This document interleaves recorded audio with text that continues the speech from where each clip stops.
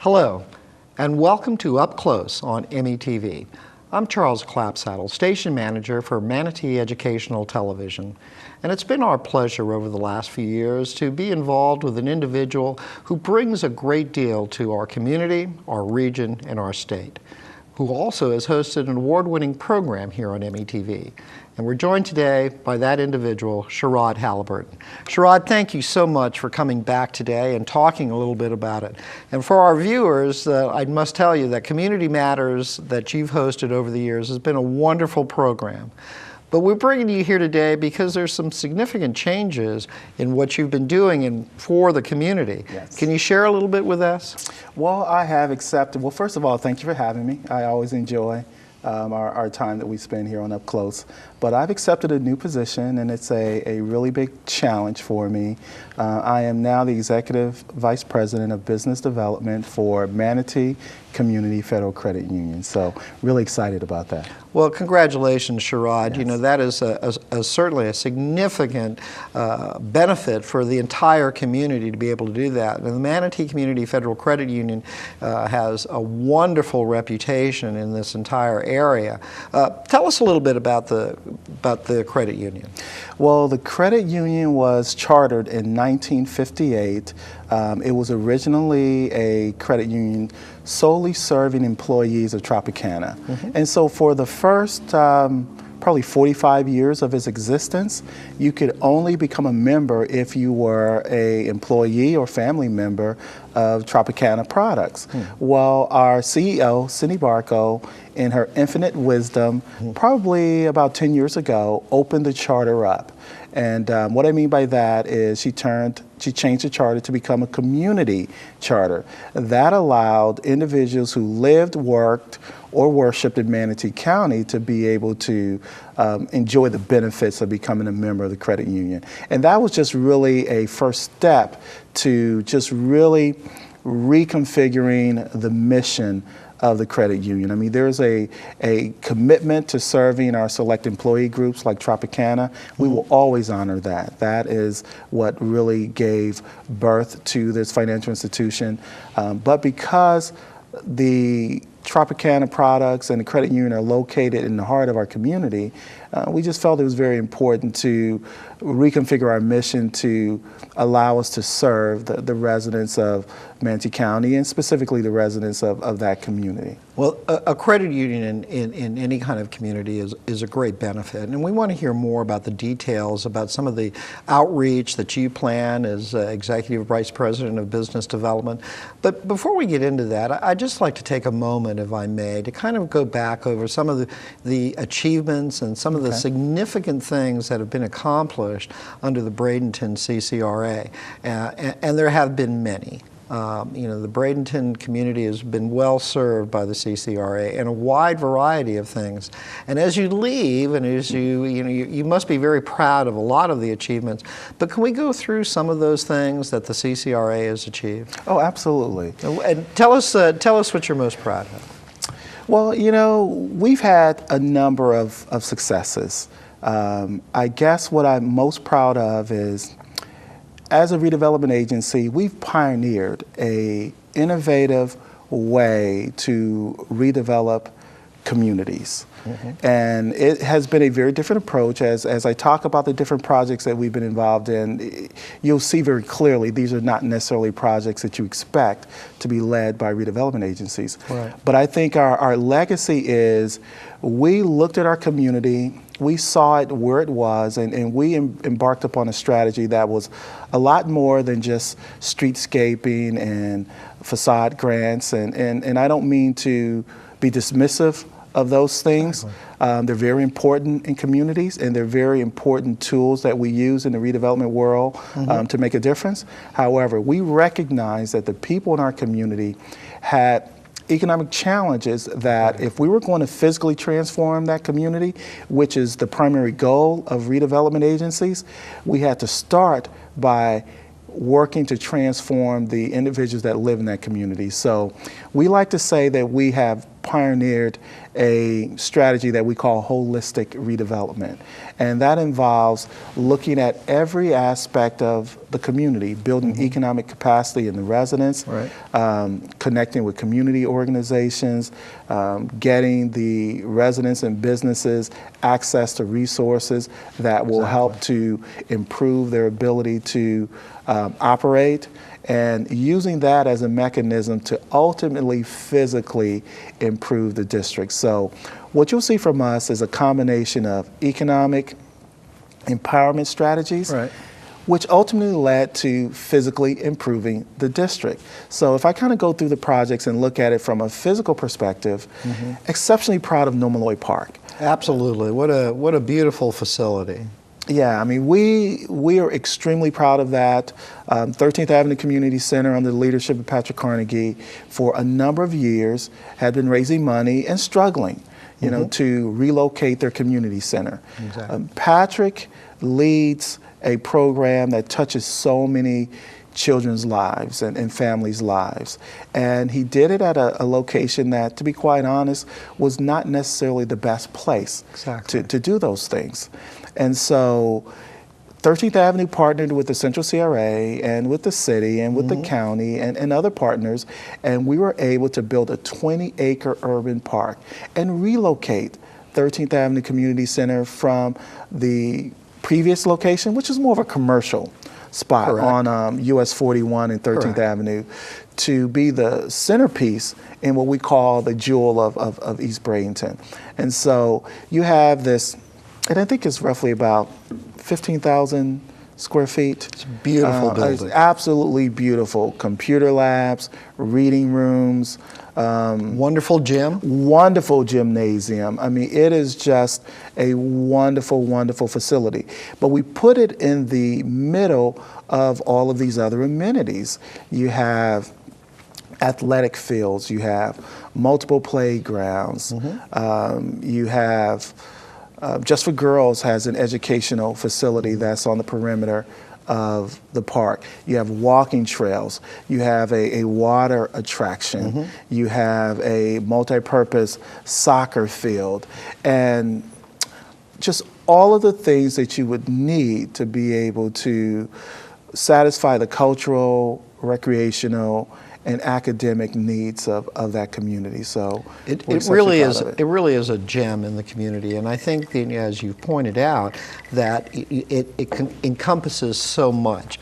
I think even the fields are lit. Yes, they are. So there's evening games that go on there. Yes. And you know, we've had the opportunity to tape some events over there, and they're well attended, and the community at large is greatly appreciative of all of the efforts that you and the 13th Avenue people have done to make this into fruition. But that's one great thing that is achieved, and it's been years in the making.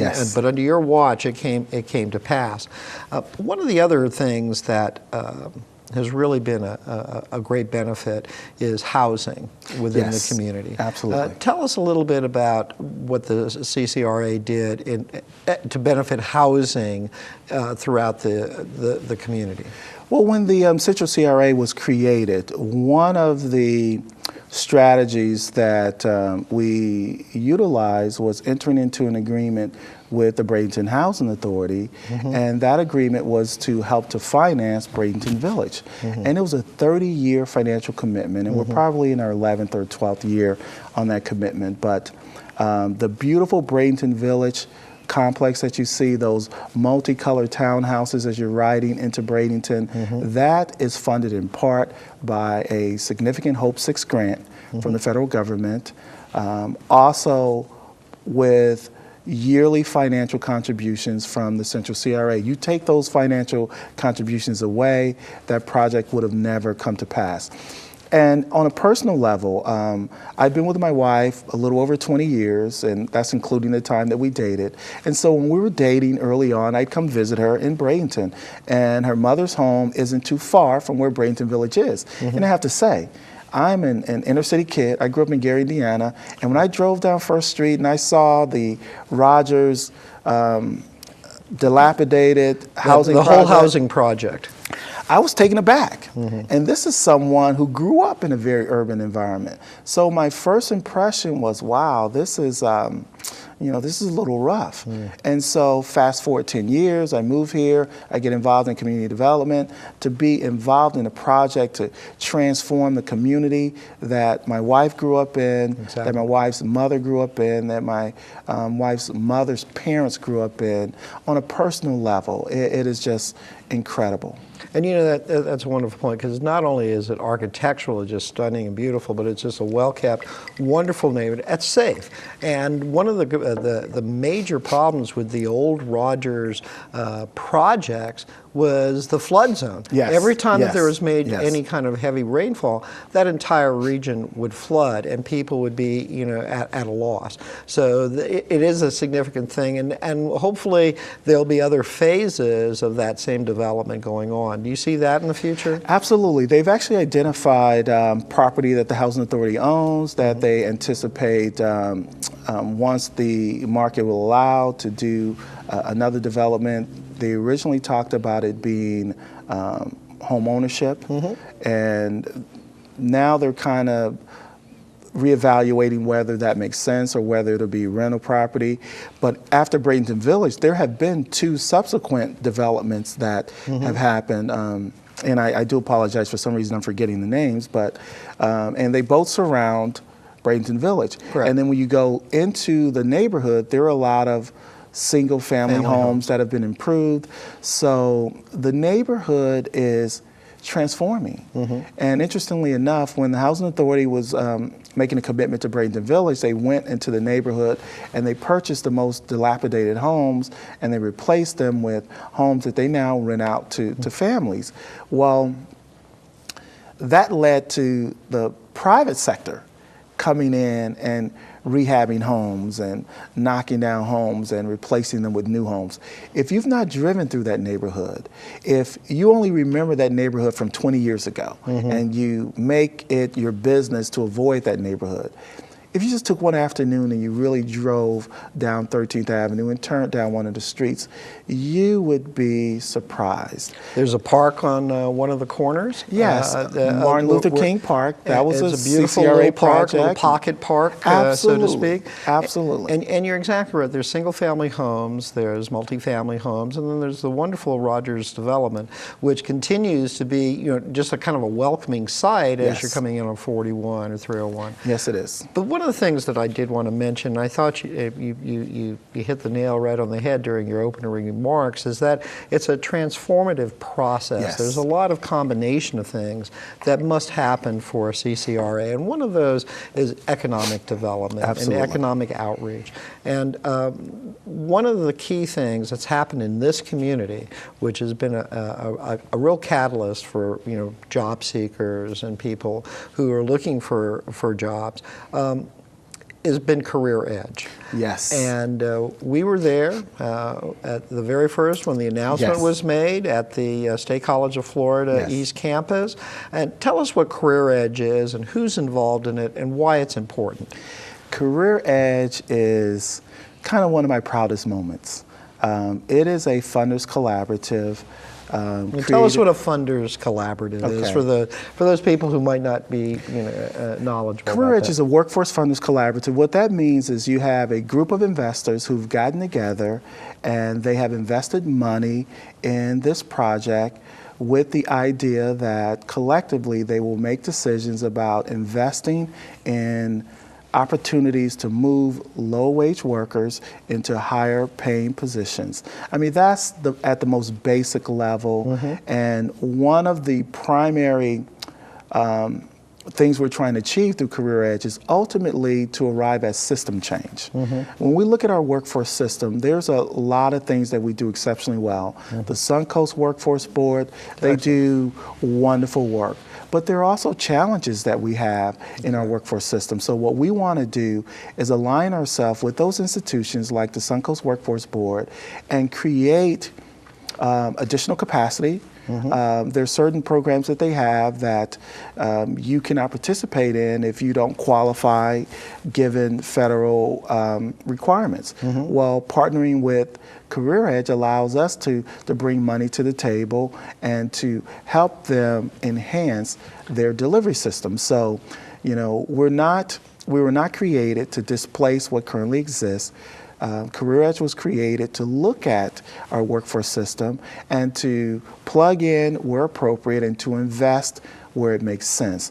And ultimately, we want to look at a healthier environment to where those individuals who are on the lower end of the totem pole, if you will, have access to the resources that are necessary to allow them to increase their skill set, to allow them to move into higher paying positions. We started off in the healthcare arena. And we were struck by how many mid-level positions were really available. This was at a time when unemployment was over 12%. So to talk to someone about the fact that there were positions available, no one believed it. Well, the reality is there were positions available in these healthcare institutions that were going unfilled because we didn't have individuals who were skilled enough to fill those positions. Well, entering into a partnership with Career Edge, we invested in training the medical institutions. We started with Manatee Memorial, and there were a number of other institutions. Blake is one of our strongest employers. Anyway, they identified positions that they would like to get filled. They identified individuals within their organization that if they received specialized training, they felt could move into those positions. And so you had frontline people who were maybe working in the cafeteria, food services, maybe in lawn care, or maybe there was a person who came from another country and had some skills but had some language problems. And so we were able to invest in very specific trainings that allowed those individuals to get the certifications necessary to move into new positions. Blake was moving to become a regional trauma center. And they had employees that needed to be certified in order to be able to keep their jobs. So we were able to partner with them, and I think the first year we committed $90,000, and recently we committed another $90,000. It allowed them to invest in the training of their existing employees, preparing them for this new designation. New challenge. Yeah, and so these types of partnerships are so important. And I would be remiss to talk about our team with Career Edge. This opportunity was brought to Bradenton by the Knight Foundation. And they walked the walk, they talked the talk. Meredith Hector led the charge from Knight, and they invested $1 million in this initiative. The Central CRA is the operational lead. I was previously the co-chair. I worked hand in hand with Mark Pritchard from Gulf Coast Community Foundation. A great partnership. Oh, they are fantastic. They're doing wonderful work down in the entire region. And so Mark serves as the fiscal lead, and in my leaving, I suspect that Mark would take probably a more pronounced leadership role, but the Gulf Coast Community Foundation has invested $550,000 in this initiative. Mark is very involved in policy change. He's going back and forth to Tallahassee, really pushing for the revamping of rules surrounding our workforce system.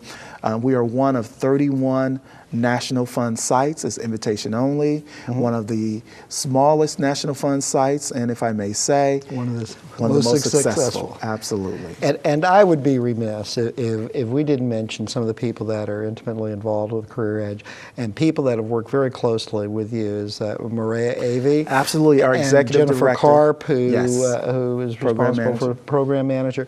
And those two individuals who have not only sing your praises, but we had the opportunity to tape a graduation ceremony, of which you were the guest speaker, if I remember correct. And you could see not only the pride, but the excitement and the joy of these individuals who have completed, their training and now have greater opportunities that are open for them. So again, hats off on Career Edge. And now they're moving into another area of training, which is as a result of some input that they've gotten into manufacturing. Absolutely. Is that correct? That is correct. And manufacturing in this area is starting to heat up. We're probably seeing more manufacturers talking about hiring new people and opening new lines and things of that nature. So you have Maria and Jennifer out on the front line with that. The thing I love about Career Edge is there's this culture that is about helping people. And you saw it at the graduation. And that particular project is what we call Bridges. That project was funded by Microsoft. We received, I think to date, over $400,000 from Microsoft. So it's fantastic. Yeah, it was a grant, a national grant. I think they only funded 12 initiatives in the entire country, and we were one of those. So in tiny Bradenton and Sarasota, Manatee and Sarasota counties, you know, we're really setting the bar high. And to have initiatives such as this to come out of a redevelopment agency is really unheard of. And Career Edge actually received the Florida Redevelopment Association. That is the trade organization that oversees the 200 plus redevelopment districts in the state of Florida. The Central CRA received the President's Award for Career Edge. The President's Award is the best redevelopment project. Best of the best. It's the best of the best in the entire state of Florida. So you have... And weren't you appointed to the board of directors? Yes. And also individually recognized for your achievements within the CCRA. Yes. And I know that you're a very humble person, but I did want to point that out, that receiving that award from the State Florida Redevelopment Directors Association is a significant achievement. Well, you know, I take that award for the Central CRA Board of Directors. You know, they are an incredible group. They allowed me to be very innovative and creative and created an environment that was very supportive of what we're trying to do. So yeah, we basically accept that award as a collective. And being on the state board is a wonderful opportunity, not only for myself, but for this region. It allows our voice to be heard.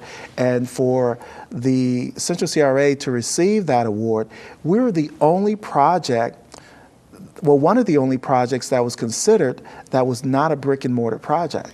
So it really sent a tremendous statement. The Florida Redevelopment Association said very clearly they want to see more projects that invest in people. Yeah, right. And I'm proud to say that, you know, we're one of the reasons why they're sending that message out. So. And I think being on the board of directors too is that other CCRAs throughout the state can take advantage of your background and expertise for best practices. Yes. So they too can help develop with, you know, some of the initiatives that you started.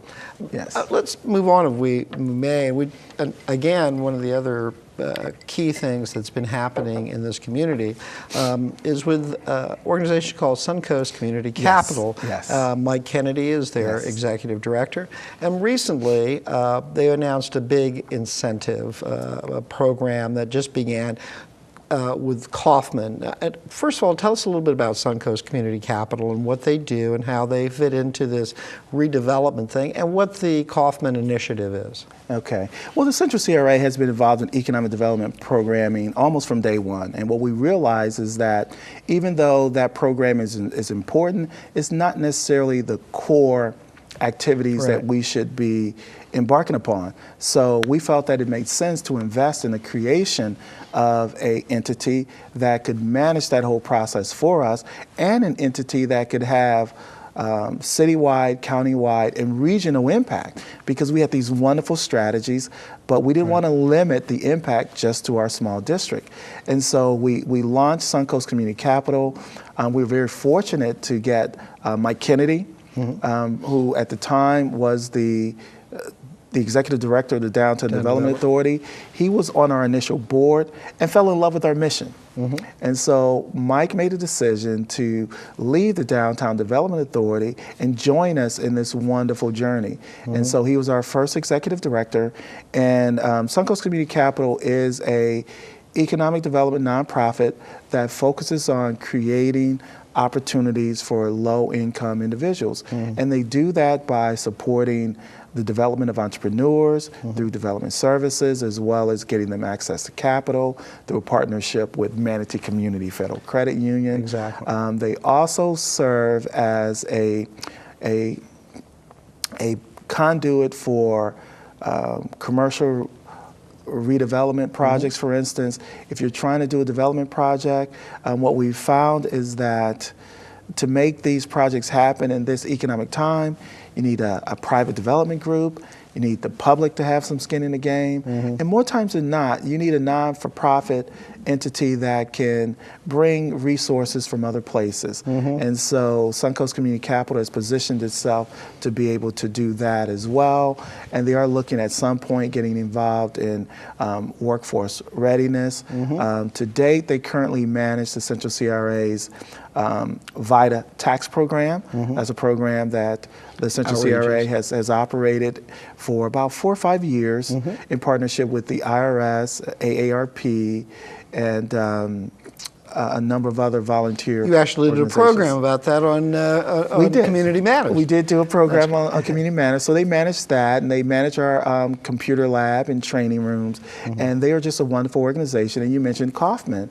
Well, Kauffman Foundation is the country, and some people say the world's preeminent foundation for supporting entrepreneurism. And so Kauffman has for years and years and years invested in local not-for-profit organizations and provided them with resources to help them to develop entrepreneurs. Well, they have decided that they want to be more actively involved in the process because they have years and years and years of research. They have the country's best resources and country's best consultants. And so they've launched a new project which is called Urban Entrepreneur Partnership. Invitation only. And we were invited. The region was invited, and Suncoast Community Capital was selected to be the organization that would bring the Urban Entrepreneur Partnership to our region. And we did a program recently. And that's a significant invitation to have that, because Kauffman is such a large organization, large foundation. Multi-billion-dollar foundation. Worldwide. And to have Manatee County, Bradenton selected as one of those participants is a significant achievement. And I think, you know, in the presentation that was made just recently, is that they're looking for people are invited to to enroll, and then there's a vetting process, and then I believe it starts in March or April. Yes. We're going to open up applications, I think later on this month. We're going to make a selection of our first, what we call cohort. We will be accepting during the course of a 12-month period up to 50 businesses each year. Wow. And it's a 3-year program. And these businesses will get the best of the best coaching that this country has to offer. So if you have a business idea that's innovative, that if successful will create jobs, will generate revenues for yourself, and can be profitable, we want to hear from you. It's a wonderful opportunity. If you have an existing business and you're doing okay, but you feel that with a little direction, coaching, support, you might be able to take that business to the next level, we want to hear from you as well. One of the examples we like to share, there's a Kauffman UEP Urban Entrepreneur site in Detroit. And there was this gentleman who was building motorcycle engines out of his garage. And he was building a few engines a year and just scraping along. Well, he went through the Kauffman UEP program, and they immediately recognized that his product was about gas mileage. I mean, his engine design allowed you to go great distances on a limited amount of gas. Well, that's not something that is very exciting in America. We like loud, we like fast, but in the Asian markets, where people use motorcycles as their primary means of transportation, having an engine that is gas efficient is what the market was looking for. Well, through a partnership with Kauffman, they opened up the Asian markets, got them in contact with one of the Asian consulates. Within 6 months, he had retooled his business. He had moved out of his garage. He had a plant. He was putting people to work, and it went from this small mom and pop business to a multi-million-dollar business enterprise in which he was building the engines in America and shipping them to Asia. What a great story. Yes. And those opportunities are going to be available for participants in the Bradenton Urban Entrepreneur Partnership. Absolutely. So we would encourage people to try to participate in that, and they can find out more about it through Suncoast? Yes, they can contact Mike Kennedy, Executive Director of Suncoast Community Capital, at 744-2666. That's great.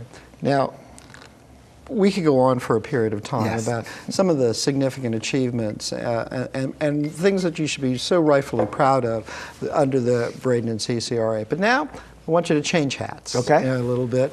And, you know, we've already heard a little bit about what the Manatee Community the Federal Credit Union does. But I'd like to hear more about what you're going to do as the Executive Vice President of Business Development. What is that going to entail, and what do you see on the horizon? Well, the credit unions are not-for-profit financial institutions. Correct. They're basically cooperatives in which the members actually own the credit union. We have a CEO, Cindy Barco, who's done a fantastic job growing this credit union. And I've been hired to take her work and introduce it to the community. Manatee Community Federal Credit Union is the only credit union that is chartered in Manatee County. What that means is that it's the only credit union that is operated and owned from Manatee County. I mean, we have a number of credit unions, and they're wonderful. But their corporate headquarters are in Tampa, and so those financial institutions really exist out of Tampa. They have locations here, but if you're interested in building economic capacity in Manatee County, there's only one credit union that calls Manatee County its chartered home, and that is Manatee Community Federal Credit Union. We at the credit union were recently recognized by a rating service as being the 17th out of the entire country, and there's 7,000 plus credit unions in the country. We're rated 17th in net worth ratio. Explain what net worth ratio is. Net worth ratio is a calculation that you use really to determine the financial health of an institution. So when you're looking at credit unions, the most significant indicator of their fiscal health is this net worth ratio. And we were ranked 17th out of the entire country. In the entire country? The entire country, yes. It's very impressive. Oh, it's absolutely impressive. And I'm here to yell it at the top of my lungs, because that means that if you bring money to the credit union, you can rest assured that it's safe and it's secure. We have a net ratio today of 27%. Credit unions across the country have on average a net ratio of only 11%. So we are 2.5 times the national average. Exactly. And so we're exceptionally proud of that. That has allowed us to create some very interesting products that we're going to be rolling out. As the Executive Vice President of Business Development, it's my responsibility to build a membership. And I'll seek to do that by aggressively connecting with community organizations and trying to grow our select employee groups. Tropicana, of course, is one of our primary employee groups, but I extend the opportunity for any employer in Manatee County to take advantage of this wonderful benefit of having a financial institution that can provide your employees with free checking, online banking, bill pay, a host of services geared toward the regular working individual. And as a community development credit union, which is very unique, there are a number of credit unions that operate in Manatee County. We're the only one that's a community development credit union. That opens the door to receive additional resources to help individual members improve their credit scores, help individuals with their budgeting. It puts us in a position where, you know, we are more inclined to loan to credit challenged individuals. We are in the process of applying for a federal grant through what's called the CDFI Fund. CDFI is Community Development Financial Institution. We applied for certification last year, and we're anticipating within the next month or so being approved. But there are only 2 credit unions in the entire state of Florida that have that certification. Now, the significance of that certification is it's a Treasury designation, and what it means is that the Treasury Department has made a financial commitment, a $1 billion financial commitment to move money into urban communities where access to capital is very challenged for low-income individuals. Well, that designation means that we can apply for money from the federal government to support all of our activities. That means that we can now have dollars to help offset loan losses. We call it loan loss reserves. That means that an individual who would go to a regular financial institution and may not be eligible for an auto loan because they have credit challenges may be eligible for that loan through the credit union, you know, because of this CDFI designation and because our mission is about economically empowering people. We're not a financial institution that is in business simply to make money. Now, let's be very clear. I will not be disrespectful to any of my peers in the financial institution arenas. They've been partners for me and my organizations for years and years and years. The Wells Fargos, the Bank of Americas, they do wonderful things, but their mission is not necessarily the same as our mission here at the credit union. So we're reaching out to people who feel that, you know, they need that second chance. You know, they need a little more hand-holding. All of our loan officers will be trained as financial education consultants, and they will be charged with taking a little more time with people to help them to understand their credit score, to help them to budget. We're now negotiating with a couple third-party companies that do financial education, credit building, and things of that nature. Excellent opportunity to do that. Yes. And that's in keeping with your vision, too, of helping a community, of, you know, of giving community kind of an outreach. Absolutely. You know? And I see the mission as being hand in hand, Yes. not only what you've accomplished so far, but what you can accomplish under your new position. Yes. And we're kind of winding down here, and there's a couple little other points I want to hit. What do you see the Manatee Community Federal Credit Union doing in the next couple of years? I mean, let's just look, you know, short term, 3 to 5 years. Where do you see that growth development, and how will that affect the Manatee County, the city of Bradenton? What do you see happening? Well, I think that certification as a community development financial institution is probably the most important thing that is going to happen to that credit union over the next few years. As a result of that certification, we anticipate probably within the next 3 years being able to bring upwards of $3 million into this community. We're working on some special loan programs. One tentatively titled Responsible Rides. We're putting together a plan that over the next 3 years, we anticipate putting 600 plus individuals in this community who have previously had to go without transportation or had to go to the buy here, pay here. We anticipate putting 600 of those individuals into used or new automobiles at low interest rates, taking them through financial education, auto education. $6 million we're going to commit to that endeavor. We're going to commit another $1 million to debt consolidation loans for people who have, you know, made some bad decisions about managing their money. We're going to be launching some Fresh Start loan products and no credit check loan products. We're going to marry all that with financial education. This is grassroots community involvement and also economic empowerment. Absolutely. And let's be very clear. At a credit union, and we're owned by our members, we're going to embark down this path by getting partners and getting other financial resources to support our decisions. It's not our money. So, you know, we're not here to take our members' hard-earned money and to give it to individuals who don't pay that money back. That is not what we're here to do. We're here to create a supportive system, to educate and empower individuals, help them make better decisions, lean on our partners to give us the resources to allow us to be more flexible in our lending criteria.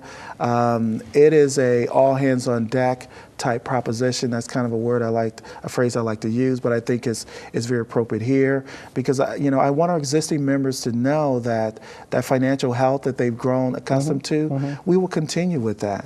And we will require certain things of our members as we give them access to these products. So we want to really transform how financial institutions in this community deal with individuals. I want to help individuals restore their dignity, but hold them accountable. Exactly. We're not in the business of giving money away. If you do the work and take the steps, we will introduce you to a second chance opportunity. However, a great opportunity. You have to be accountable for your actions. And so, I just think we're going to reset the table in regards to how financial institutions deal with people in this community. I think it's so important, and perhaps when we come back and do some additional community matters programs, you can address some of those successes that we all hope that you have. But before we finish for today, there's one issue that I think I'd like for you to address, and that's a very important thing about the need for and the outreach to have a grocery store in downtown Bradenton. It's been one of those things that people have talked about. It's always been at the top list, on the top of a list for those things that people like to see in the way of amenities. And you, under your new leadership, has been working towards that. Tell us a little bit about that and what the process is going to involve. Well, that's a project that the Central CRA has been working on for a number of years. And a couple years ago, we put out a request for proposal and got and selected a development group that had made a commitment to coming into our community. Actually, the location is the old 13th Avenue Community Center, US 41 and 13th Avenue, which is more of a commercial corridor anyway. Has some of the highest car counts in the community. The residents in that community don't have access to fresh food, and it's located in such close proximity to all of our employment centers. Tropicana and Bells Complex, Manatee Memorial, School Board, even very close to the county building and City Hall. So, we envision it not only being a resource for the residents of the community, but also being a resource for the at-large community. Right. What we envision is fresh food,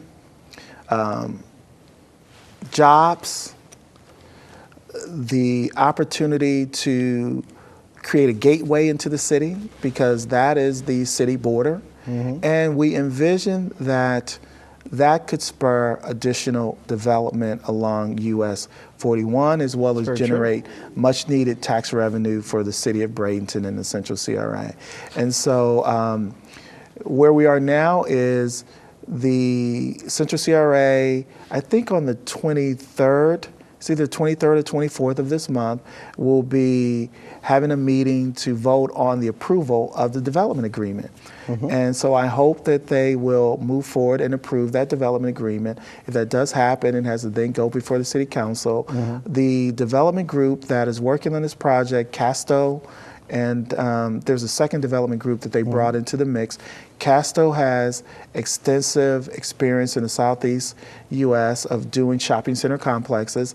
Their partner development group has extensive experience doing those projects in urban areas, so we get the best of the best. They're envisioning, if all the approvals go as planned, they want to be cutting the ribbon on that shopping center by February of 2013. A year from now, and it's one of those opportunities that people have been looking for and throughout the community in that area for many, many years. And we all hope that it comes to pass. Now, Sherrod, I could stay and talk to you for a great period of time. You know, your passion, enthusiasm, excitement, knowledge of what this community needs and all of the things that you need to put together to make things happen is just fascinating and revealing. First of all, for all the work that you've done for the Braden CCRA, you should be recognized, and the acknowledgments for all those achievements and I'm sure you've gotten a lot of acknowledgments, and your board is very appreciative of all the efforts, plus the community. As you move on to your executive vice president and your banker outline that you're going to be doing, we want to invite you back to continue to do community matters. Yes. Because your involvement not only as a citizen but as a community leader is very valuable, and we welcome you to come back. And again, congratulations on this position. There are great things that are happening, great things that are going to continue to happen, and we just look forward to having you back, to talk to this community. Well, thank you for having me. It's always a pleasure. Thank you for joining us on this special edition of Up Close on METV.